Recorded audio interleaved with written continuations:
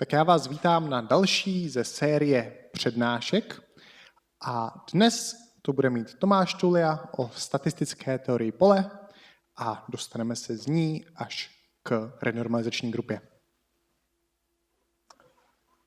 Tak, ja ďakujem za úvod Marekovi a ako Marek povedal, dneska si povieme niečo o štatistickej teórii poľa a snáď sa dostaneme až k renormalizačnej grupe. A v prvom rade by som chcel povedať, že táto prednáška je inšpirovaná skriptami od Davida Tonga na tému Statistical Field Theory, takže ak vás zaujíme niečo, čo tu budem hovoriť, určite sa pozrite tam, je tam toho o mnoho viacej ako to, čo stihnem tu za túto hodinu. Tak, ako prvá vec je asi motivácia, že prečo vám o tom vlastne hovorím. A to, čo my si tu budeme hovoriť, je v podstate nejaký teoretický rámec, v ktorom sa popisujú tieto puntíky, ktoré som tu napísal, konkrétne fázové prechody. Tí, ktorí možno neviete, tak fázové prechody sú jav, keď veľké množstvo nejakých častíc, napríklad častíc plynu, vyvoláva správanie, ktoré nevykonáva jedna častica, a to konkrétne nejaké nespojité správania.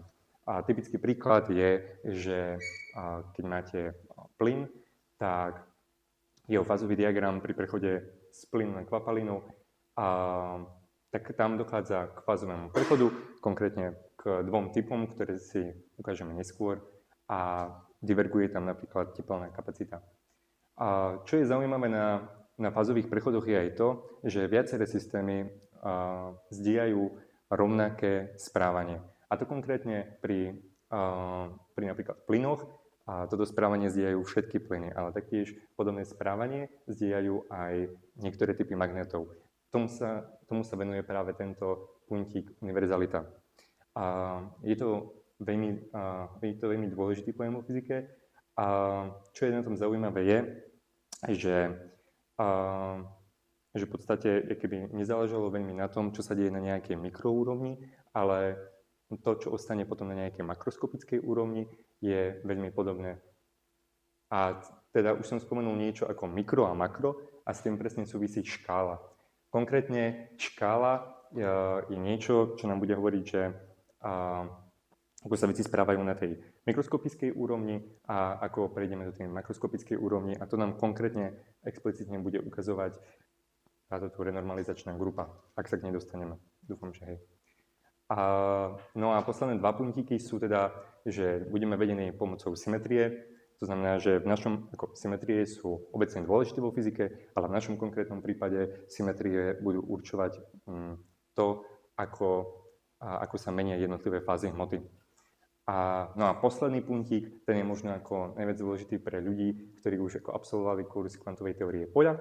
Tak počas mojej prezentácie budem sa snažiť vypichovať nejaké paralely s kvantovou teóriou poľa a možno dostanete iný náhľad na kvantovú teóriu poľa po tejto prednáške. Dobre, tak plán tejto prednášky. Takže začneme tým, že si rýchlo pripomenieme Isingov model. To už mám síce pripravené. A potom si taktiež pripomenieme teóriu stredného poľa a potom prejdeme k tým zaujímavým veciam, a to konkrétne k poľnej teórii, keďže je to prednáška o štatistickej teórii poľa, a nakoniec k renormalizačnej grupe. OK. Tak. Čiže prvá vec, ktorú si povieme, je Isingov model. Dnes celú prednášku budeme pracovať s Isingovým modelom. Ide o to, že máte v podstate nejakú mriežku, ktorá je D-dimenzionálna, kľudne si môžete predstaviť takúto peknú dvojdimenzionálnu mriežku. A v každom mriežkovom bode máte nejakú veličinu, ktorá má diskrétne hodnoty plus a minus 1. My to budeme nazývať spin, ale nemá to nič s kvantovou mechanikou, je to úplne klasická veličina.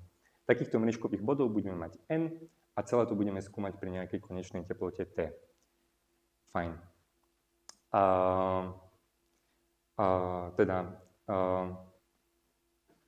Pre danú konfiguráciu spinov, teda ako je napríklad tu, si môžeme napísať Hamiltonian, a Hamiltonian vyzerá takto. Skladá sa z dvoch členov. Ten prvý člen, v ňom máme interakciu iba keby samotných spinov, čiže nie medzi sebou, ale je tu člen, kde máme vonkajšie pole nejaké, môžete si predstaviť magnetické pole. A to som asi nespomenul, ale keby celý Isingov model je v podstate jednoduchý model magnetu, ale iba veľmi jednoduchý. Čiže máme nejaké vonkajšie magnetické pole, to môže mať kladnú hodnotu alebo zápornú hodnotu. My budeme počítať s tým, že má kladnú hodnotu a tým pádom, keď si môžete všimnúť, keďže B bude kladné, tak pre spiny bude výhodné ísť v smere B, pričom kladnú hodnotu budem brať, že je smerom nahor. No a potom tu je ten druhý člen, ktorý je člen interakčný a ten je už zaujímavý. Pred tým interakčným členom nám zase stojí nejaký faktor E, ktorý nám vlastne hovorí o tom, že či sa bude jednať o feromagnet, to znamená, že či bude výhodné, aby spiny išli smerom rovnakým. Keď pôjdu rovnakým smerom, tak tu bude kladné znamienko, tým pádom, ak bude E kladné, tak sa energia zmenší. Alebo naopak, ale v našom prípade budeme počítať s tým, že je kladné a budeme počítať s feromagnetom. Fajn. Tak, keď máme daný Hamiltonian, pracujeme pri konečnej teplote, tak možno niektorí z vás už videli na termodynamike, že toto je krásny prípad toho, že môžeme použiť kanonický súbor a pomocou kanonického súboru si vieme napísať, že ako vyzerá pravdepodobnosť danej konfigurácie. Pravdepodobnosť danej konfigurácie je potom určená takto pomocou na tejto funkcie z a e na minus beta h, kde h je ten Hamiltonian. No a teraz objavili sa nám tu nejaké dve nové veličiny. Z, to je partičná funkcia, partičná suma, hovorí sa tomu všelijako. A môžeme si všimnúť, že je to funkcia tých nejakých poviem, makroskopických veličín, ako teplota, to vonkajšie pole a to naše ječko. A je to dané ako suma tých jednotlivých váh v podstate. Aby to bolo správne normované, tá naša pravdepodobnosť. Fajn. A to beta, to je naša inverzná teplota. Bežne je to 1/kBt. My budeme pracovať s tým, že Kb je rovné 1. Fajn, si to trochu zdvihnem.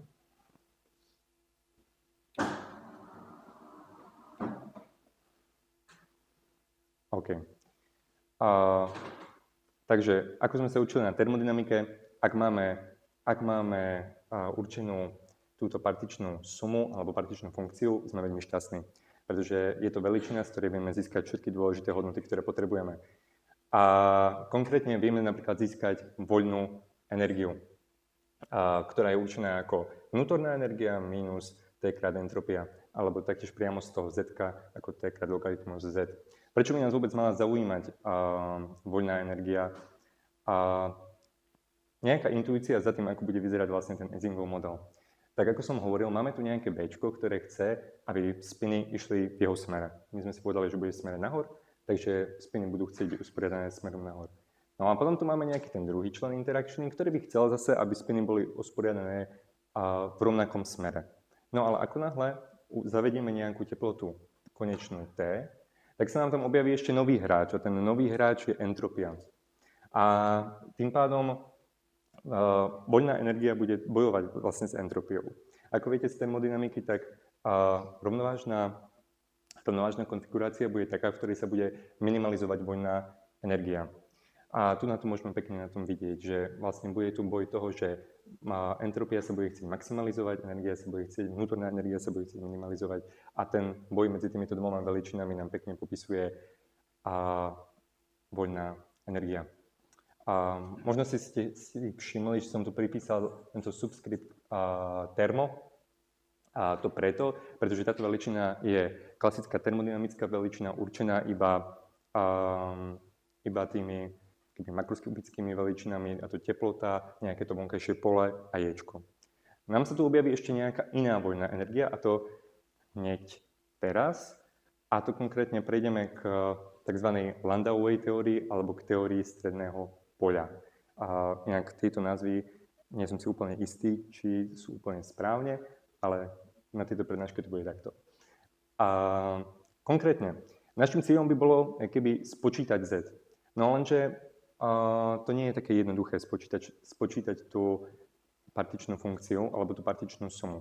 Čo my budeme namiesto toho robiť, je, že my si ju budeme prepisovať do nejakého zaujímavého tvaru. Konkrétne začneme najprv s tou teóriou stredného poľa. Tak, ja som si vlastne tu na túto sumu, kde vlastne sumujeme cez keby všetky konfigurácie spinov, a tu som si prepísal do takýchto dvoch sum. Tá prvá suma, tá vnútorná suma, bude teraz sčítavať cez všetky také konfigurácie spinov, pre ktoré ich priemerná magnetizácia je M. Čiže to je táto suma a to je toto značenie. Čiže ešte raz je to proste suma cez všetky konfigurácie, ktorých priemerná magnetizácia je M, a potom presčítam cez všetky možné priemerné magnetizácie. Čiže rozdelím si to v podstate do dvoch takýchto krokov. No a teraz, čo vlastne spravím, je, že celú túto vnútornú sumu si označím ako toto E na minus beta Fm. Tým som si zavedol nejakú novú veličinu Fm a tu nazývam efektívna voľná energia. A jaký je rozdiel medzi týmto Fm a týmto F termo? Ten rozdiel je ten, že toto F je trochu vylepšené v tom, že zachytáva situáciu aj mimo rovnováhu. Toto F termo je v podstate to Fm pre M rovnovážne. To znamená, že mám voľnú energiu, ktorá je definovaná v nejakom rovnovážnom stave, a tu mám niečo, čo mi zachycuje aj situáciu mimo rovnovážneho stavu. Čiže toto je prvý dôležitý bod tejto prednášky, v podstate rozdeliť si to do takéhoto zápisu. A tu nám urobíme taký klasický triček, budeme rátať s tým v celej tejto prednáške, že počet tých spinov, ktorý máme k dispozícii, je veľký, čo nie je ako nerealistické. Ako n sa pohybuje okolo 10 na 23. A v takejto limite môžeme prejsť k tomu, že prejdeme od sumy k integrálu. Tu urobíme tak, že si tu pripíšem takúto peknú jednotku, kde delta m je keby najmenší možný kúsok tej magnetizácie. Ten bude predstavovať 2/n. Prečo 2/n? Pretože tá naša priemerná magnetizácia sa bude pohybovať od -1 do 1. A teda ten najmenší kúsok bude 2/n. A keď budem mať tých spinov veľmi veľa, môžem prejsť od našej sumy k tomuto integrálu. A s tým, že do budúcna takéto faktory, ako sú tu ma nebudú úplne zaujímať, pretože n je keby fixne dané, nebude sa meniť. To znamená, že to bude predstavovať potom v tomto F termo iba nejaký člen tu na navyše z toho logaritmu, a takéto členy môžeme zanedbať. Tak fajn. Čiže máme partičnú funkciu prepísanú pomocou takéhoto integrálu. No a čo teraz my s tým spravíme je, že pokúsime sa nejako aproximovať tú našu partičnú funkciu.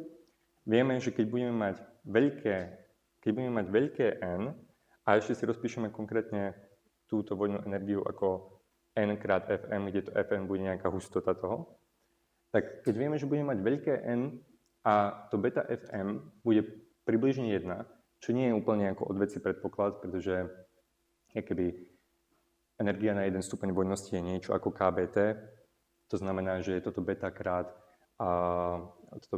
Fm by malo byť ako rádovo cca 1, zatiaľ čo n bude veľmi veľké, tak môžeme použiť to, čo máme veľmi radi, a to je aproximácia sedlového bodu. Takže konkrétne sa pozrieme na to, že ako sa nám bude meniť to Fm s m-kom. Čiže nás bude zaujímať, ja tu už prejdem k písaní, čiže nás bude zaujímať také m, dajme tomu minimálne, a to je také, že derivácia toho malého f podľa toho m min,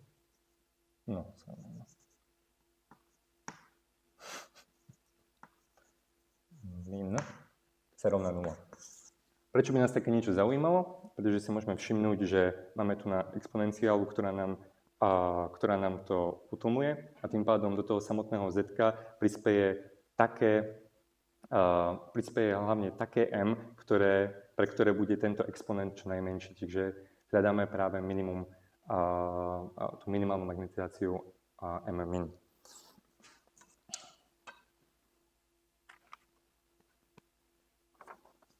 No. Tak, a teraz nás by teda zaujímalo, že ako nájsť to Fm, aby sme potom ešte mohli nájsť práve tú nejakú rovnovážnu hodnotu magnetizácie m-min. No a vidíme, že tu sme si to definovali ako nejakú takúto sumu, ale takúto sumu nie je veľmi jednoduché urobiť, a preto použijeme niečo, čo nazývame ako aproximácia stredného poľa. A aproximácia stredného poľa bude vyzerať tak, že sa vrátime k tomu našemu Hamiltonianu, ktorý máme tu na. A urobíme s ním to, že naša jediná podmienka, ktorú teraz chceme, je, aby platilo toto. Ja? Čiže my chceme sumovať cez také konfigurácie SI, že potom priemerná magnetizácia bude M. Tak my môžeme urobiť veľmi hrubý odhad a to, že si povieme, že tak SI bude proste rovné M. Keď SI bude rovné M, tak tu budeme mať N krát M, M sa požere, bude mať M. Sedí to. Fajn. Takže môžem urobiť to, že tam teda na hrubo dám M, potom dostanem niečo takéto. Dostanem, že ten môj Hamiltonian bude v tvare minus B. Čiže budeme tu sumať cez I, ale to už bude iba M. Minus J. A to bude suma cez tých najbližších susedov. Je M na druhu. Fajn, to si môžem prepísať, že je proste nejaké N krát malé M. A to si môžem prepísať ako J krát Q krát M na druhu, kde to Q bude práve nejaký ten počet susedov. Ja, môžete si predstaviť pri tejto ako kubické mriežke v 2D, máme proste, že tento bude mať najbližších susedov 1, 2, 3, 4 a môžete si predstaviť, že to sa ťažko predstavuje, ale keď si beriete vyššie dimenzie, tak ten počet susedov bude hrať výraznú rolu. A bude stále väčšie a väčšie.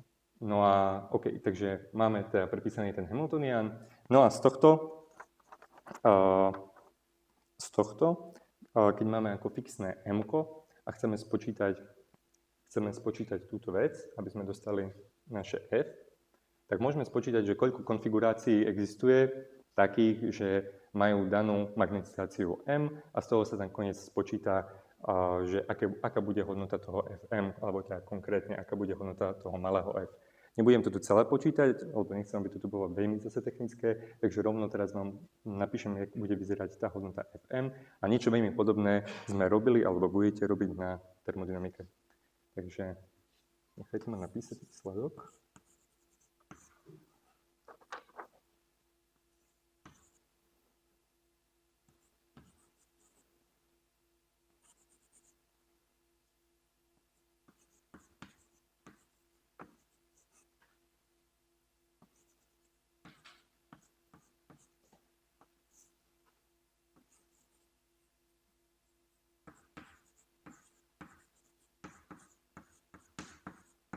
No, takže to naše Fm bude vyzerať nejak v takomto tvare a nechcem ho explicitne písať celý, pretože nás nebude zaujímať konkrétne tento tvar. Tam je nejaká ako veľmi škaredá funkcia nejaká logaritmov m.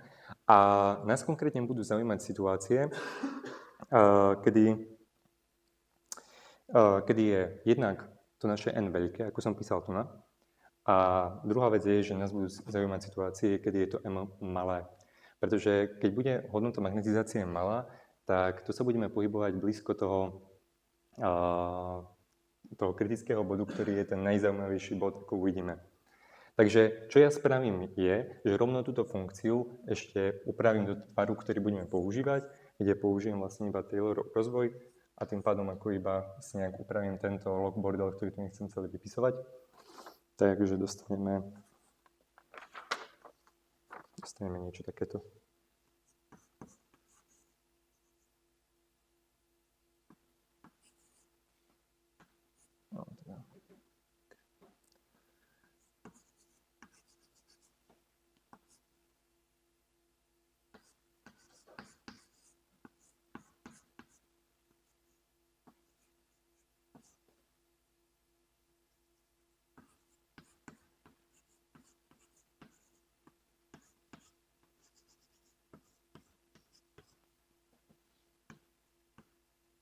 Fajn. A tu budeme mať proste nejaké ďalšie členy.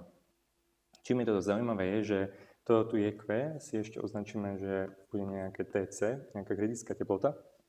A ako uvidíme v ďalšom, celé toto tu bude veľmi užitočné aj potom pre tú poľnú teóriu. Mať nejaký náhľad na to, čo sa deje v tomto priblížení z teórie stredného poľa.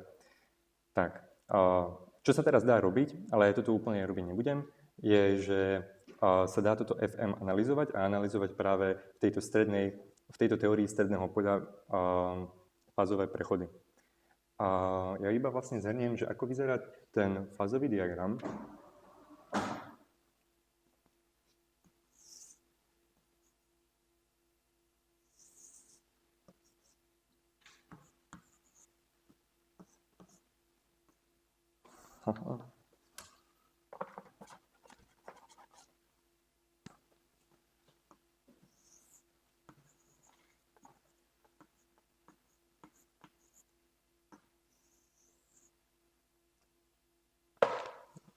Tak. Čiže toto je vlastne fázový diagram, to znamená, že to nám vlastne hovorí to, že ako sa nám bude meniť to naše FM s tým, ako sa menia tieto hodnoty B a T.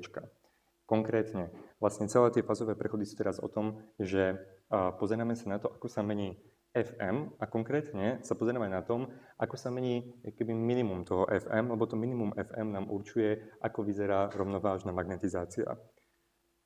To znamená, že teraz si môžeme ako urobiť nejaké taký iba rýchle zhrnutie, rýchly diagram, ako to celé bude vyzerať. Keď sa pozriete niekde do situácie, a tu to je veľmi dôležité, 0 pre B. Takže ak sa omedzíme na situáciu, že B je rovné 0, tak máme dve možnosti, ako to bude vyzerať. Prvá možnosť je, že sa pozrieme niekde pre teplotu väčšiu ako kritická teplota, to je táto teplota, je Q. A v takejto situácii bude to naše FM vyzerať nejako takto. Čiže tu nám ide nejaká magnetizácia M a toto tu bude nejaký taký polynom na štvrtú. Ja som nakreslil niečo, čo vyzerá ako x na druhú, ale niečo veľmi podobné. Ale keď prejdeme za kritickú teplotu, do teplot menších ako je kritická teplota niekde sem, tak nastane niečo veľmi zaujímavé. To naše FM zmení tvar a bude vyzerať nejak takto. Čo sa stalo je, že v tejto situácii pre teplotu nad kritickou teplotou a B rovné 0 sme mali to minimum jasne dané a bola to 0. Tu sa to minimum zmení na lokálne maximum a vzniknú nám tam dve minima. A toto sa takým ako veľmi kvetnatým jazykom nazýva taktiež aj spontánne zlomenie symetrie alebo spontánne narušenie symetrie. A to konkrétne to, že v tomto prípade bola tá rovnovážna hodnota tej magnetizácie bola 0, ale v tomto prípade ten systém vyberie jednu z týchto dvoch minim, ktoré tu máme a už neostane v 0. Čiže to bude buď M0 alebo nejaké minus M0. OK. A takýto fázový, to, čo sa tu vlastne stalo je, že keď sme prechádzali z tohto bodu sem, tak tu v tejto kritickej teplote práve nastal ten okamih, kedy sa mi ako stalo z tohto minima toto lokálne maximum. No a takýto prechod, keď budeme prechádzať práve cez ten kritický bod, tak to nazývame tzv. Fázový prechod druhého druhu. Prečo druhého druhu? Preto, lebo je keby druhá derivácia toho f, ktoré máme tu nám bude divergovať, pretože tu v tomto bode sa mu zmení keby hodnota. Nespojí to prepne práve v druhá derivácia tejto funkcie v tomto bode.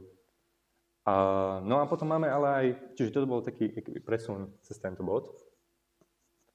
No ale potom máme ešte aj fázové prechody prvého druhu, kde nastanú nejaké problémy pri takomto presune.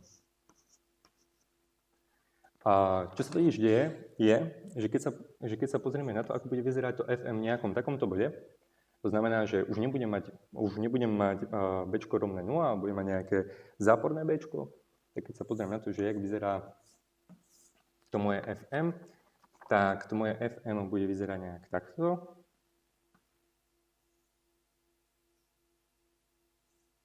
Čiže stále tam bude nejaký takýto dvojjamový tvar, ale jedno z tých dvoch minim pôjde trochu nižšie a bude mať jedno globálne minimum a jedno lokálne minimum.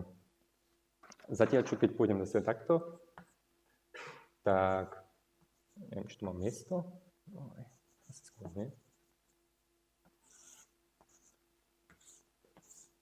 Keď poviem zase takto, tak sa stane opačná situácia. To znamená, že budeme mať takéto niečo, potom budeme mať zase nižšie to druhé minimum.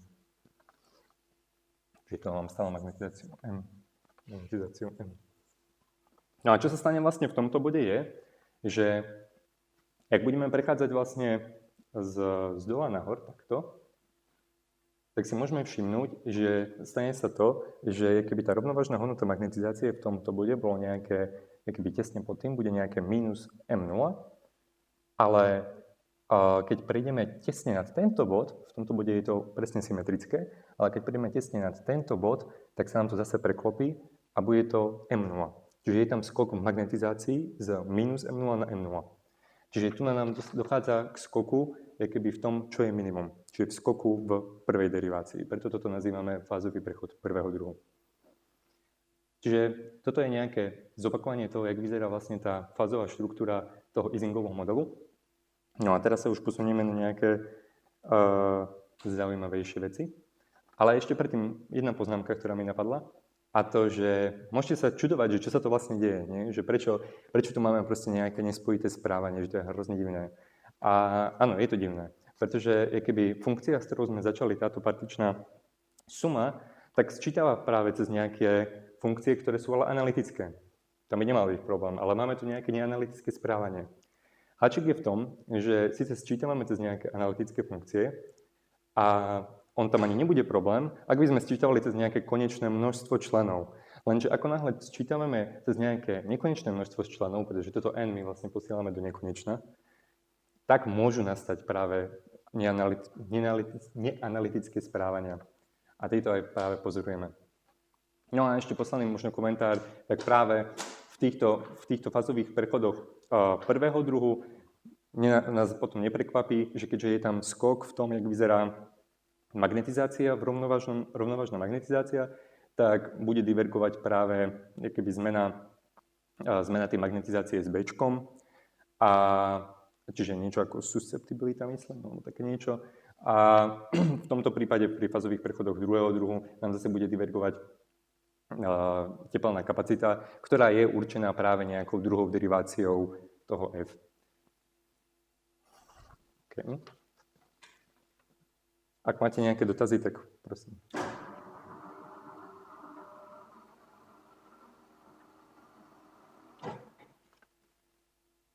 Vy jsi říkal, že je potřeba velké množství těch konfigurací, aby to bylo na analyticky, takže to musí mít konečný počet spinů, tak to neuvidí. Áno. Keď máš konečný počet spinov, tak nebude dochádzať k fázovým prechodom. Potrebuješ keby nekonečný počet spinov. A keby aj to, čo my keby vidíme v prírode, tak nie je keby úplne, že tam je to neanalytické správanie, ale je tam veľmi divoké správanie, ktoré je keby vo všetkých ohľadoch praktičnosti v podstate ako nespojité.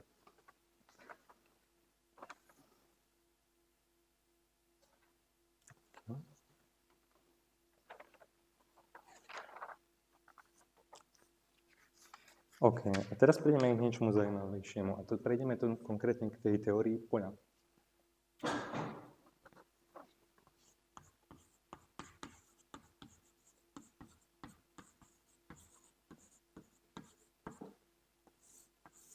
Nebudem to vypisovať, ale keby potom budú zverejnené poznámky nejaké moje na stránke. Tamto som pracovne nazval Landauová teória, to sa nazýva niekedy podľa mňa Landau-Ginzburgová teória. Pretože Ginzburg nejak nadviazal na Landauovú prácu a oni to celé používali keby pre popis supravodičov. To je práve čaro tej univerzality, že keby niečo, čo môže popisovať supravodiče, môže popisovať zároveň to, čo sa deje v kanvici. Takže, teória poľa. Čo my spravíme je, že doteraz sme vlastne celú tú našu nejakú konfiguráciu charakterizovali iba jedným číslom, a to týmto číslom m. No a my teraz urobíme taký trik obľúbený v teórii poľa, a to, že z niečoho urobíme pole. Konkrétne v tomto prípade urobíme z tejto našej magnetizácie pole. A môžete si hovoriť, že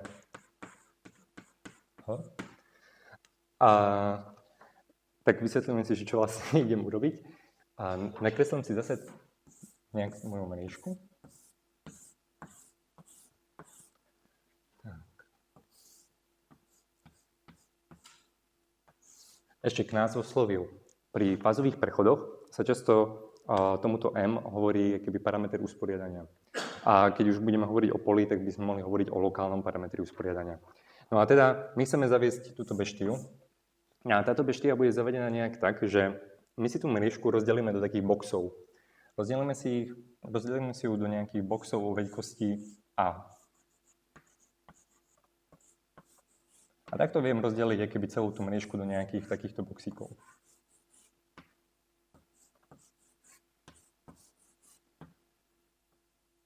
OK.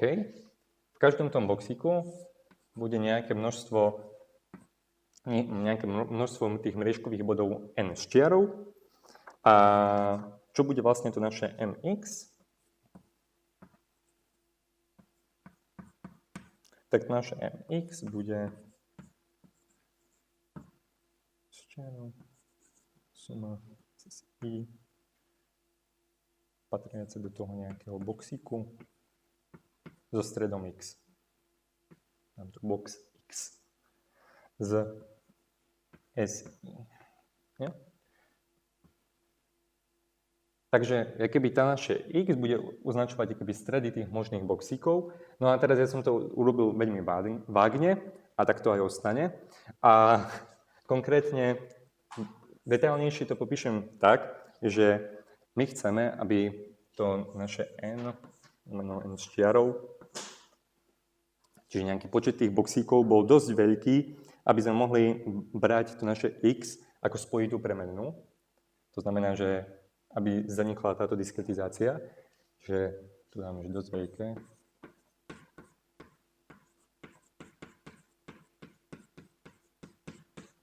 Ale zároveň, čo my chceme, je to, že to naše mx je vlastne diskretizované v nejakých jednotkách ako 1/n s čiarou.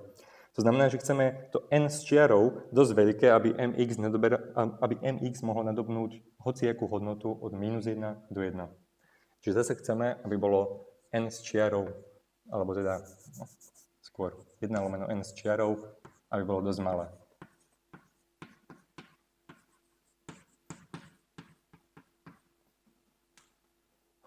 Fajn. Čiže to sú nejaké ešte detaily k tomu zavedeniu toho mx. A čo je výsledok toho je, alebo tak výsledok tohto je, že s tým našim mx budeme pracovať ako so spojitou funkciou, ale, je tam jedno ale, budeme si pamätať tohto dôležitého hráča. A to konkrétne nejakú tú veľkú z boxíka a to pretože nemá zmysel hovoriť keby o zmenách tej našej funkcie mx na vzdialenostiach menšie ako a. To naše a bude keby najmenšia vzdialenosť, o ktorej má zmysel hovoriť v tom našom modeli. Možno, že ľuďom, ktorí už absolvovali kvantovú teóriu poľa, už sa zježili všetky chlpy a rozmýšľajú o katofe, tak áno. Tu bude nejaká lambda neskôr. Ak je to vôbec vidno. Dobre. Dobre, takže máme zavedený ten náš lokálny parameter usporiadania. No a teraz sa môžeme sa s ním hrať. Konkrétne, zopakujeme to, čo sme robili vyššie. A to konkrétne, že si zase prepíšeme tu z.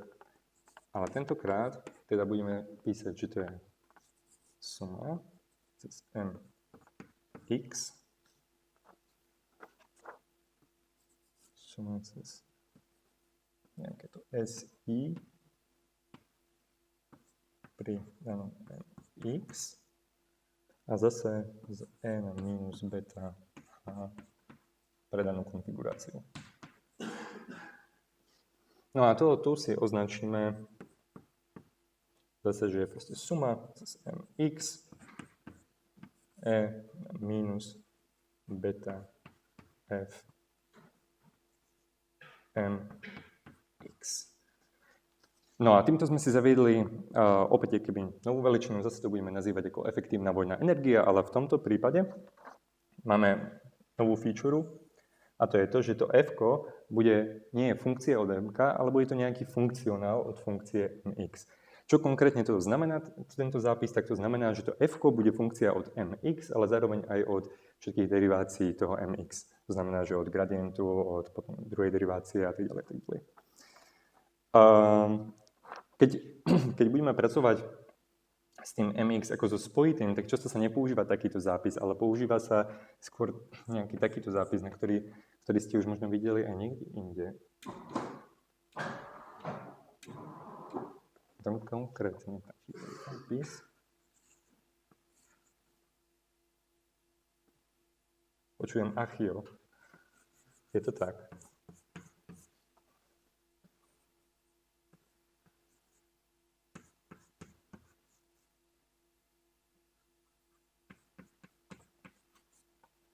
Tak. Tomuto sa zvykne niekedy nadávať ako drahový integrál. A v tomto kontexte je to trošku mysteriózne, prečo dráhový integrál. Pre nás je to proste suma cez všetky možné konfigurácie mx, s tým, že je tu táto váha e na minus beta f. A jediné, čo to je proste naša stará dobrá partičná funkcia. Fajn. Teraz je možno na mieste nejaký komentár na teóriu poľa, respektíve na kvantovú teóriu poľa. Tak v kvantovej teórii poľa máme niečo veľmi podobné. Taktiež sa to nazýva drahový integrál. A jediný rozdiel je v tom, že my pracujeme keby v D-dimenzionálnom euklidovskom priestore od začiatku. To znamená, že proste ten klasický priestor s tou najlepšou signatúrou plus a tak ďalej. Ale v kvantovej teórii poľa pracujete v Minkowského priestoročase, takže tam máte nejaké tie minusy navyše. A to dosiahnete takým spôsobom, že urobíte niečo, čo sa nazýva výková rotácia. To je v podstate niečo také, že keby jedno z tých súradíc je priradíte imaginárnu hodnotu a takýmto spôsobom sa dostanete k niečomu, čo vyzerá nejak takto. No tak.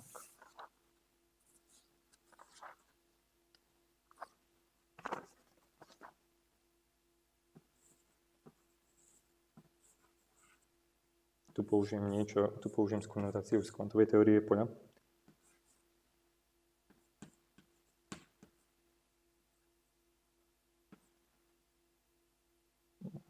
A tu budete mať nejaké to S. Čiže dostanete niečo takéto. Kde toto S je práve akcia.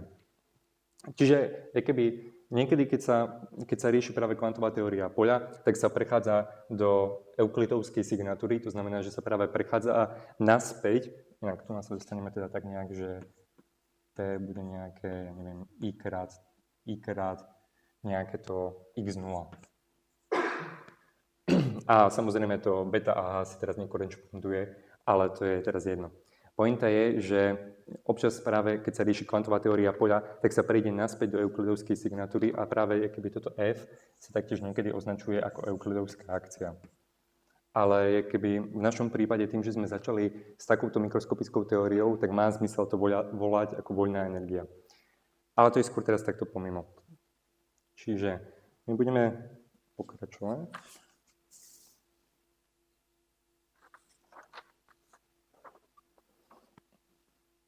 Fajn. No a teraz vás môže ako napadnúť otázka, ale že OK, ale keby získame toto, ako získame toto F? Totiž máme tu nejaký výraz, ktorý vyzerá hrozivejšie ako to, čo sme mali predtým. No a toto F získame iným spôsobom, ako sme ho získali doteraz. Teraz sa na to pozrieme trochu podobne, ako sme sa pozerali na akciu v kvantovej teórii poľa. A to konkrétne sa spýtame, že ako môže vyzerať také F? Totiž máme nejaké podmienky,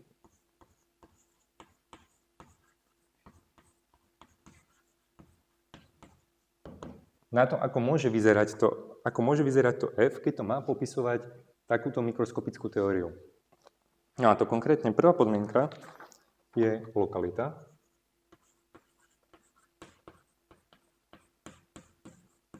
V tom našom pôvodnom mikroskopickom systéme jeden spin nemohol instantne ovplyvniť spin, ktorý je niekde úplne na druhej časti tej mriežky. Robil to cez svojich susedov, ktorí ovplyvnili ďalších susedov a ďalších a ďalších a tak to išlo ďalej. Čo to znamená je, že my to F-ko si môžeme prepísať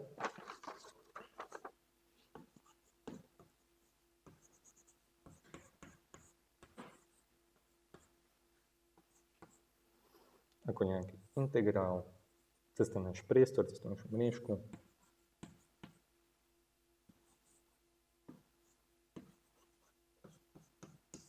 Čiže môžeme to sčítavať akýby bod po bode. To je tá lokalita. Ďalší bod je akýby translačná a rotačná invariancia, alebo teda symetria.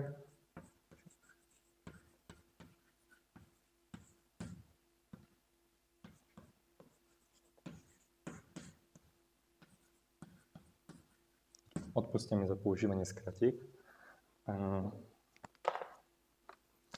Čiže keď sme začali s tou našou mriežkou, ktorá mala nejaký štvorcový tvar, tak sme tam mali nejakú diskrétnu translačnú symetriu a nejakú diskrétnu rotačnú symetriu. A keby my budeme predpokladať, že ako sa pozrieme na to z väčšej diaľky a budeme mať tých spinov n veľa, tak buď dostaneme nejakú spojitú translačnú a rotačnú symetriu. To, že to tak v skutočnosti je dobre vidieť až s použitím toho aparátu, ktorý dostaneme neskôr.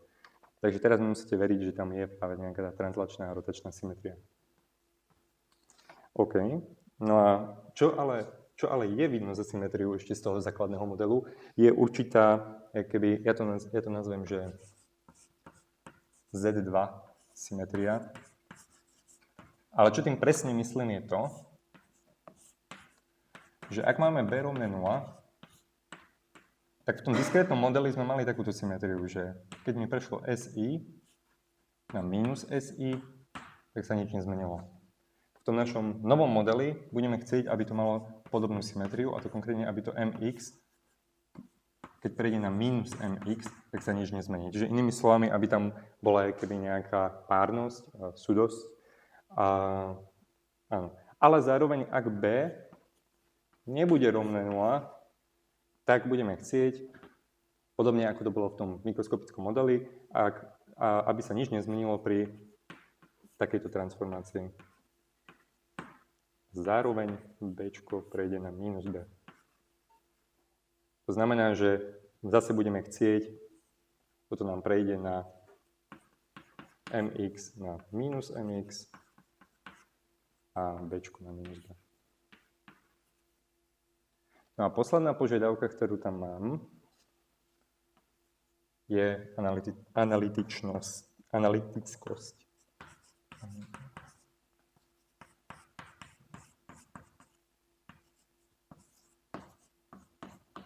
To budem chcieť kvôli tomu, pretože my budeme často pracovať okolo kritického bodu a podobne ako tam som ja rozvíjal vlastne to FM a pre malej hodnoty toho MK, tak my budeme chcieť taktiež keby rozvíjať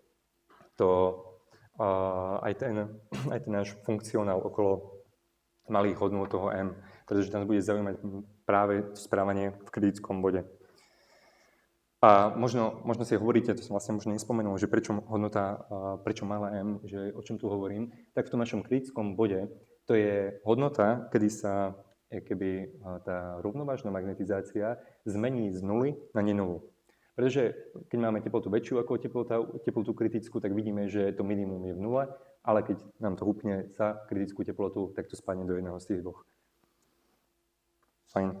No a teda máme nejaké podmienky na to, že jak by malo ako vyzerať to veľké F, a teda môžeme si napísať, ako môže vyzerať to veľké F.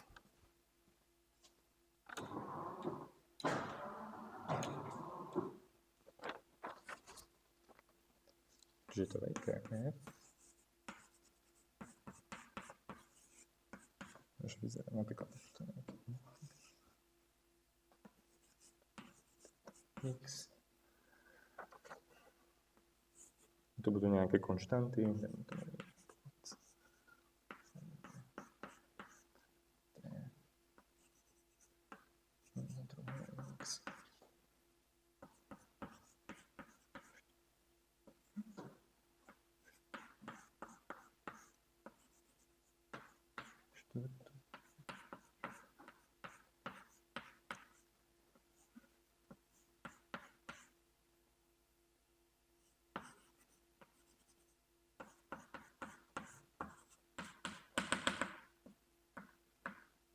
Jo.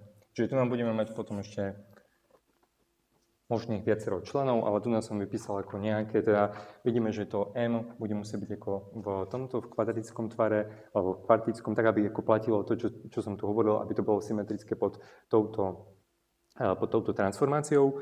Pričom to tu by platilo pre B rovné 0, pre B rôzne ako 0, ešte by sme mohli pridať nejaké členy typu, že to môžeme dať, že B rôzne od 0, tak môžeme ešte pridať nejaké členy typu B, MX,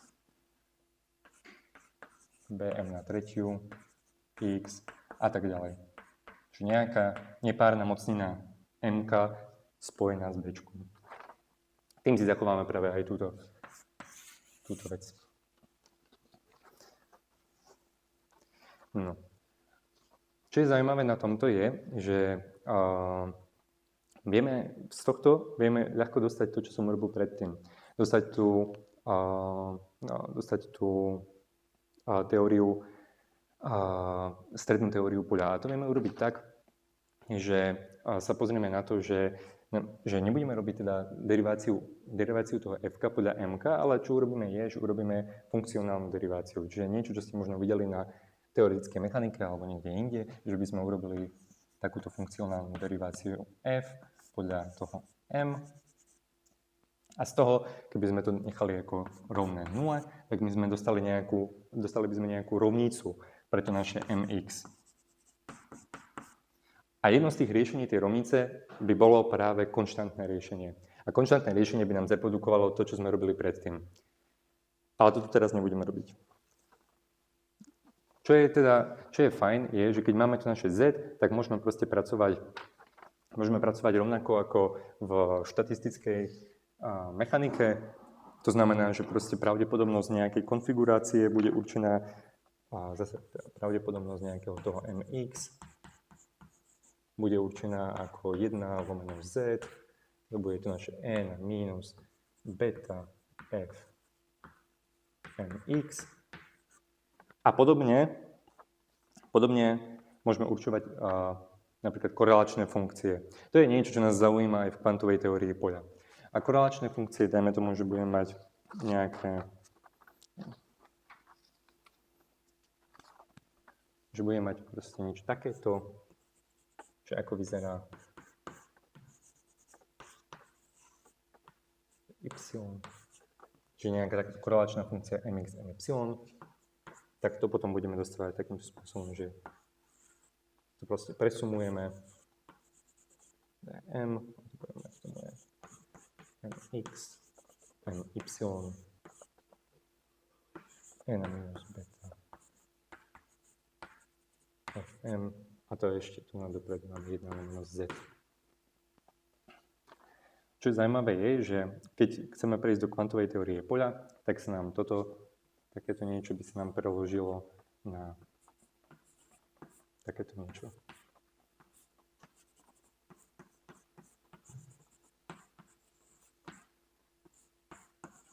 Kde niečo takéto nazývame n-bodové funkcie. A toto T, tak to je časové usporiadanie.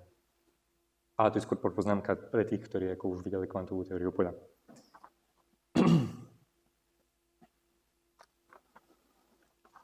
Nás práve bude zaujímať takáto veličina. Konkrétne nás bude zaujímať takáto veličina pre teóriu, ktorá je tzv. Gaussovská alebo voľná. A ja teraz trošku zmením značenie a prejdem do takého značenia, ktoré je viac podobné teórii poľa. A to konkrétne prejdem od toho, že budem mx si preznačíme ako φx, pretože sme ľudia. A podobne budeme pracovať potom ešte s tým, že to alfa 2 od t budeme označovať ako my na druhu a nejaké to alfa 4 je proste g. No a my budeme pracovať teraz s tou gaussovskou teóriou. Tá gaussovská teória má nejaký takýto tvar.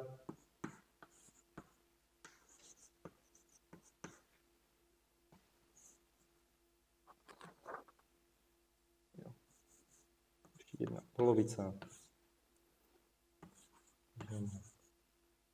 dφ krát dφ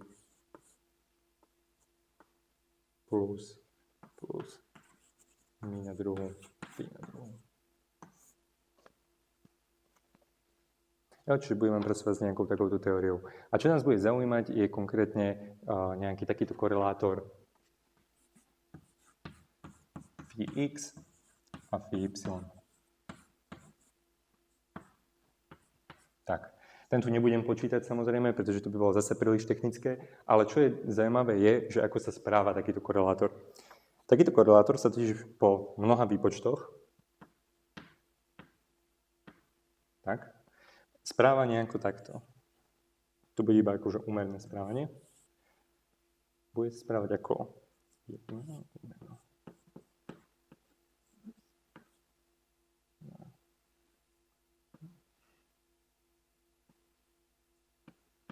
ako 1 lomeno x minus y na d minus 2, ak x minus y, čiže vzdialenosť tých dvoch bodov, bude o dosť menšia ako xi, k tomu xi sa dostanem, a bude sa správať ako n minus x minus y lomeno xi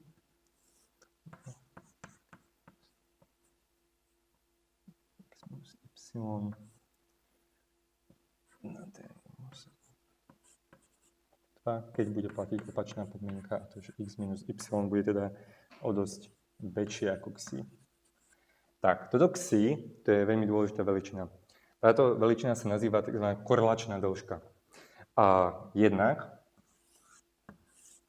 keby sa to spočítalo poriadne a proste prešli by ste si cez výpočet, tak by ste zistili, že to xi, že pre neho platí taký vzťah, že xi na druhu je gamma lomené mi na druhu. Čiže je to toto gamma, ktoré máme tu na, lomeno toto mi na druhu, ktoré máme tu na. To znamená, že čo vlastne, teda, aký má fyzikálny zmysel tá veličina xi? Tá veličina má taký zmysel, že ak budete mať nejaký ensemble proste a budú tam nejaké peče, kde bude hodnota magnetizácie väčšia alebo menšia ako nejaká tá rovnovážna hodnota. A tieto peče by nemali mať veľkosť väčšiu ako je toto xi. To je vlastne fyzikálny význam korelačnej dĺžky. Čo je ale zaujímavé na tom, je, že teda jednak ešte to, že pre vzdialenosti, ktoré budú menšie ako to xi, to znamená, že budú v rámci toho jedného fleku proste, tak sa to bude správať ako power law. Zatiaľ, čo ak bude vzdialenosť tých dvoch bodov väčšia ako veľkosť tých pečov, tak sa to bude správať exponenciálne. Exponenciálne to bude upadať. Ale čo je veľmi zaujímavé je to, že z analógie z toho, čo sme robili tam, pri tej vojnej energii, je toto mi na druhu v skutočnosti. To mi na druhu je úmerné T minus TC. No a čo to znamená? To znamená, že aj to xi bude úmerné nejak tomuto. To znamená, že to xi na druhu bude úmerné 1 lomeno T minus TC. No a to je zaujímavé, pretože ako náhle sa dostaneme ku kritickej teplote, tak nám to proste vybuchne. Ale čo to znamená, že to vybuchne? OK, bude to divergovať a čo s tým? A to nám vlastne hovorí, že tie fluktuácie, že veľkosť tých rôznych pečov bude na všetkých dĺžkach. To znamená, že nech sa pozrieme akokoľvek ďaleko alebo akokoľvek blízko. Lepšie to bude vidno na videu, ktoré tu mám pripravené. To si stiahnem.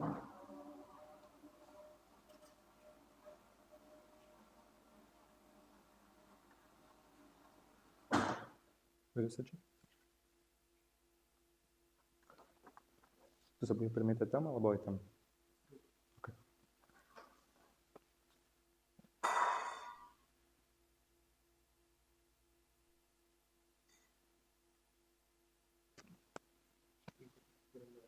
Jo, tak dobre. Tak to som nemusel stiahovať. Dobre. Tak, fajn.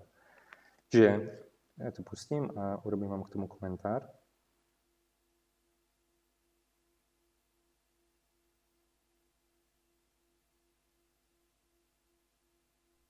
Tak.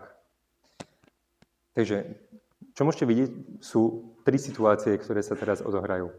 Úplne naľavo budeme v situácii, kde budeme trochu pod kritickou hodnotou. To znamená, že budeme v tejto fázi. Zatiaľ, čo úplne napravo, sme v situácii, kde budeme trochu nad kritickou hodnotou a ten stredný je zase, že sme v kritickej hodnote. Čo sa bude diať je, že sa budeme pozerať stále z väčšej diaľky na ten náš ensemble tých spinov. Čiže tam to, čo vidíte, tak tie čierne fleky sú, že spin dole, biele fleky spin nahor.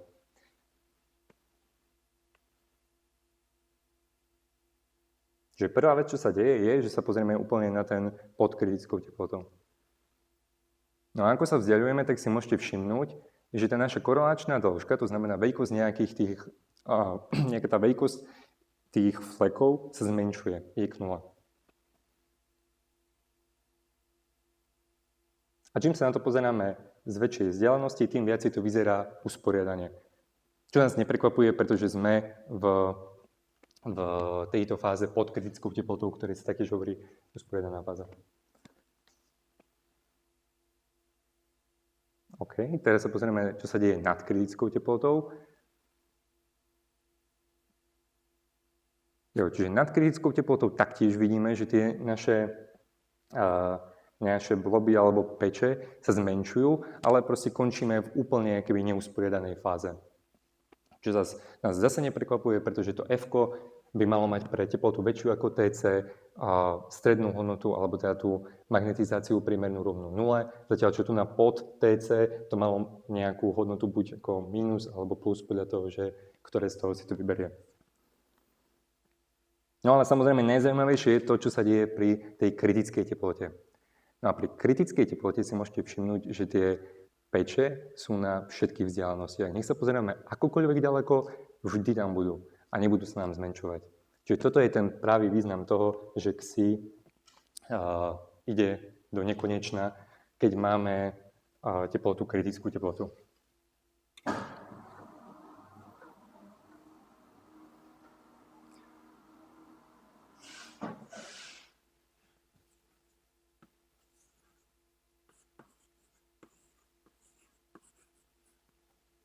No a posledná vec, ktorú by som vám chcel povedať, a čas sa už kráti, takže to iba tak nastiením, je, že celý tento proces, ktorý ste mohli vidieť tam na obrazovke, v podstate je renormalizačná grupa.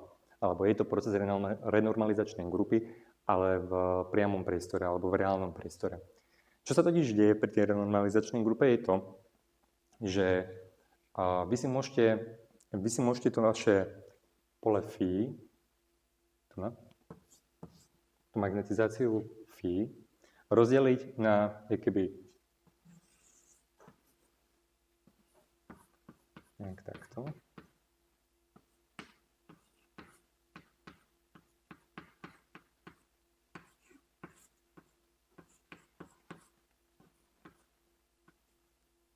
Takzvané pozitívne a negatívne módy. Čo to znamená je, že tie pozitívne módy sú také, ktoré sa budú meniť na malých vzdialenostiach, a tie negatívne módy sú také, ktoré sa budú meniť na dlhých vzdialenostiach. A teraz o čom je vlastne renormalizačná grupa? Renormalizačná grupa je o tom, že vy si poviete, že mňa nezaujíma, čo sa deje na tých mikroskopických vzdialenostiach. Mňa zaujíma, čo sa deje na nejakej väčšej vzdialenosti. A to, čo urobíte explicitne v skutočnosti, je... Dovolím si takto zmazať.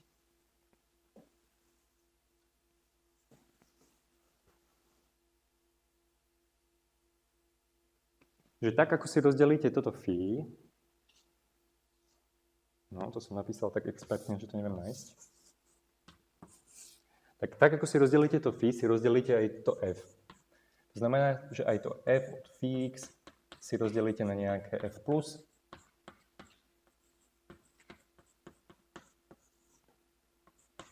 Plus f minus.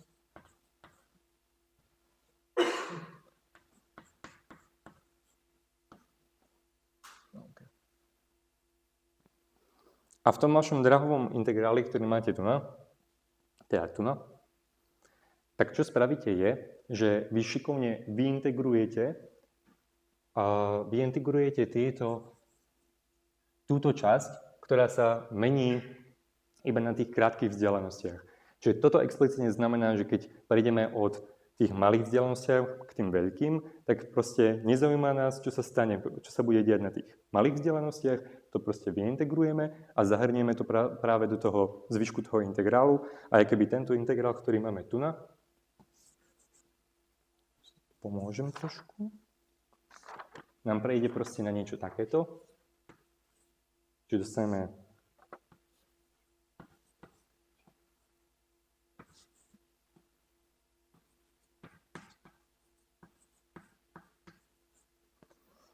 čiže proste dôležité, čo je povedať, že je to stále to isté z. Ja som iba ten integrál prepísal tak, že integrál cez dφ plus som zahrnul do tejto mojej novej veličiny f s čiarou. Táto f s čiarou sa nazýva taktiež Wilsonovská voľná energia alebo Wilsonovská akcia taktiež, pretože zase táto korešpondencia, ľudia majú radi kvantovú teóriu poľa. Tu ešte by mohla byť beta. Čiže to je vlastne prvý krok tej renormalizačnej grupy. Potom sú tam už iba dva kroky. A to je konkrétne tie, že teória nie je daná iba tým našim f-kom. Pretože keby to naše z určuje to, aké je f. Ale ešte tam je jeden detail, ktorý som zvýraznil, a to, že celá tá naša teória je s nejakým tým spacingom a. No a v podstate to tu sa v kvantovej teórii poľa nazýva často cutoff.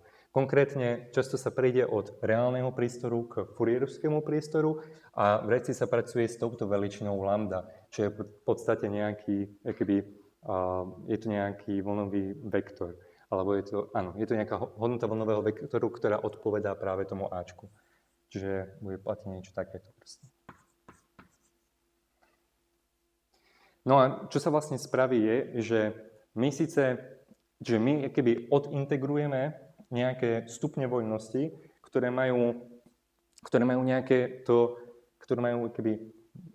sa odohrávajú na nízkej vzdialenosti a teda majú vysokú hybnosť a necháme iba tie s nižšou hybnosťou. To teraz prechádzam v podstate od reálneho priestoru k tomu Fourierovskému priestoru. No a to je v podstate druhý krok je ten, že my potrebujeme ten náš nový cutoff, pretože keď to takto odintegrujete, tak sa vám toto Ačko zmení, tak vy vlastne urobíte ešte preškalovanie, aby ste mali zase rovnaké to Ačko alebo rovnaké to lambda, to je druhý krok, keď to bol prvý krok, druhý krok bude preškalovanie.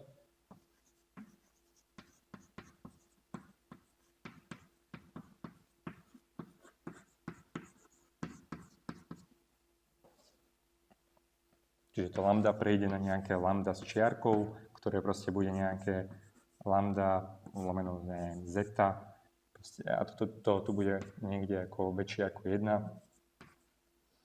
No tak toto je. Tak. Väčšie ako 1, pardon za moju zetu mimochodom. No a ten posledný krok, ten je už iba technický a to je to, že vy chcete potom keby porovnávať to vaše f s čiarou s tým f, ktoré máte pôvodné. A jediné, čo sa stane pri celom tom procese je, že sa vám nejak zmenia tie väzobné konštanty. A tak, aby sa to dalo porovnávať, tak sa ešte robieva to, že tá väzobná konštanta, ktorá je pred tým kinetickým členom, sa položí 1 a ak nám tam vznikne nejaká nová konštanta, tak to už sa to predelí a tým sa normuje ten kinetický člen. Čiže normovanie kinetického člena.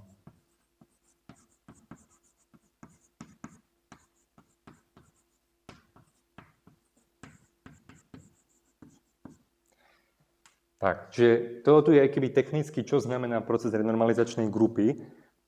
A keď urobím všetky tieto tri kroky, tak môžem porovnať tú moju teóriu starú s tou teóriou novou. Tá teória stará fungovala v nejakom režime, v nejakom danom režime a tá nová teória funguje práve keby na väčších škálach. Čiže sa pozeráme keby stále na väčšie vzdialenosti. Celé sa to dá veľmi krásne znázorniť v tom, že ako som povedal, jediné, čo sa mení, sú sú práve tieto väzobné konštanty. A tak to vieme znázorniť tak, že si predstavíme ten priestor väzobných konštát, že tu nám bude bežať, ja neviem, to mi na druhu, tu nám bude bežať práve to Gčko a potom ten priestor je samozrejme nekonečno rozmerný, pretože to Fko nemusí byť iba takéto pekné gaussovské, môže tam byť proste veľa tých členov. A čo sa deje je, že my začneme s nejakou teóriou, ktorá bude mať nejaké konkrétne hodnoty tých väzobných konštant a ako aplikujeme ten proces renormalizačnej grupy, tak my sa budeme niekde pohybovať. Budeme sa pohybovať niekde proste v tomto priestore týchto konštant. A teraz, čo je zaujímavé je, že keď sa takto pohybujeme ďalej, tak môže nás to zavieť niekam úplne proste preč do nekonečna v tomto priestore, ale môžeme skončiť v niečom, čo sa nazýva práve fixný bod. A fixný bod, čiže mám som dať takto. Fixný bod je taký bod, kde už keď budeme aplikovať túto vec dookola, tak sa už nepohneme ďalej týmto procesom. A práve keby som mal viacej času, ale to už nemám, tak už to nebudem úplne ukazovať. Dá sa jednoducho ukázať, že tá naša korelačná dĺžka práve v tom fixnom bode ide buď do nekonečna, alebo do nuly. A ten prípad toho, že to ide do nekonečna, práve je ten prípad kritického bodu. No a v tomto je práve zaujímavý ten popis a ten kritický bod. No a to, čo som tu spomínal ešte na začiatku o tej univerzalite a tak je práve o tom, že je veľa bodov, ktoré, keď na nich aplikujeme tento proces, skončia v nejakom jednom spoločnom fixnom bode. Aj keby to je veľmi pekné, pretože keď chceme študovať, čo sa deje na veľkých škálach, na veľkých vzdialenostiach, tak nepotrebujeme tým pádom vedieť veľa o tom, čo sa deje na tých malých vzdialenostiach, pretože všetko to končí pri nejakom jednom spoločnom bode. Že mohol by som skončiť tu a taktiež ma to dostane sem. Tu a taktiež ma to dostane sem. Problém je to až v okamihu, ak nás zaujíma to, čo sa deje na tých krátkych vzdialenostiach a my máme iba informáciu o tom, čo sa deje na tých veľkých vzdialenostiach. To je problém, pretože v takom prípade je veľa mikroskopických teórií, ktoré ma dovedú práve k tomu istému. No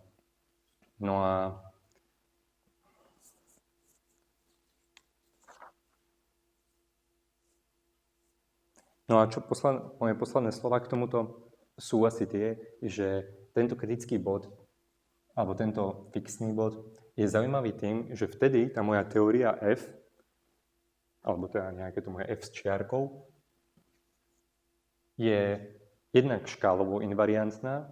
To sme mohli vidieť vlastne aj na tom, že keby to pravdepodobnostné rozdelenie sa nemení s tým, ako zväčšujeme tú vzdialenosť. Mení sa nám ten obrázok nie je stále rovnaký. Keby ten obrázok, ktorý vidíte v strede, s tým, ako to zväčšujeme, tak sa stále mení, ale keby to pravdepodobnostné rozdelenie ostáva stále rovnaké, to naše F s čiarkou ostáva rovnaké. Čo je ale zaujímavé je, že okrem tejto škálovej invariancie tam máme to nie je zaujímavé, tu už máme od začiatku tú translačnú a rotačnú invarianciu, ktorú som mal tu na. Ale ukazuje sa, že tam máme ešte o jednu symetriu navyše, a to konkrétne o tzv. Špeciálnu konformnú symetriu. A to je veľmi zvláštny druh symetrie, to je niečo, viete si to predstaviť ako inverzia, translácia, inverzia. A je to veľmi škaredá vec, ale dokopy s tými ostatnými symetriami dostávame niečo, čo nazývame konformná teória poľa. A to je na celú sériu ďalších prednášok a ak by vás to zaujímalo, tak určite sa ma môžete niekedy opýtať po tejto prednáške, ale ja už vám ďakujem za pozornosť, pretože už vás zdržujem viac ako 15 minút.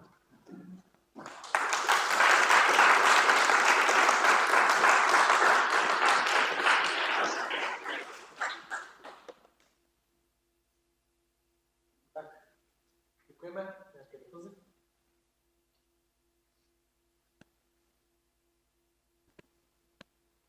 Já mám jeden dotaz tady to lidi. Když dělám renormalizaci QFT, jak bych to viděl tady na tom obrázku? Nevidel. To je práve to je veľmi zaujímavé. Ďakujem ja som vedel, že som chcel niečo ešte povedať. Renormalizácia v QFT je trochu iná filozofia. Tu sme od začiatku rátali s tým, že mám nejakú teóriu o ktorej nemá zmysel uvažovať pod vzdialenosťou menšou ako a, alebo pre hybnosti je keby väčšie ako nejaké to lambda, nejaký ten cutoff, ktorý som si tam dal. Lenže v QFT ty počítaš s tým, že tá tvoja teória pôjde úplne proste do nuly pre keby všetky lambda, pre lambda, ktoré ide do nekonečna. To, čo som robil tu, by teoreticky v kvantových teóriách poľa odpovedalo efektívnym teóriám, že viem, že proste to funguje po nejaké rozmedzie, ale ďalej do toho nejdem. Čo robíš v kvantovej teórii poľa je väčšinou to, že chceš natvrdo, aby to išlo proste s tým lambda do nekonečna alebo s tým ačkom do nuly. A to urobíš tak nejak, že si upravíš si proste tieto väzby na začiatku tak, aby keď budeš ako robiť tento proces, tak všetky nekonečná, ktoré stretneš po ceste, sa ti proste vynegujú asi dobrý.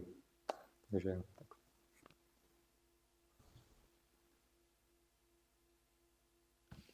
Tak já bych ještě jednou poděkoval Tomášovi za krásnou přednášku a jste všichni zvaní na další debatu, která bude probíhat v prostorech třetí strany. Děkujeme.